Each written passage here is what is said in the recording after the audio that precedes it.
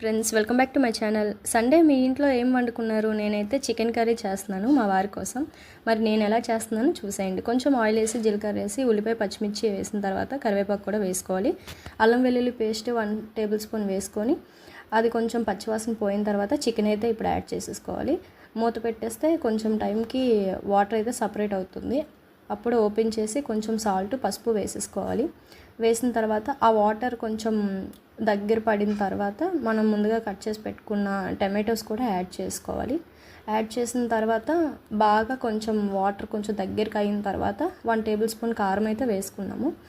అది ఈ టైంలోనే నార్మల్గా అయితే ఉంచేసుకోవచ్చు, బట్ నేను కొంచెం వాటర్ కూడా యాడ్ చేసుకుంటున్నాను. నెక్స్ట్ మా మమ్మీ సీక్రెట్ మసాలా ఒకటైతే రెడీ చేసి ఇచ్చారు, అది యాడ్ చేసుకున్నాను 1 టేబుల్ స్పూన్.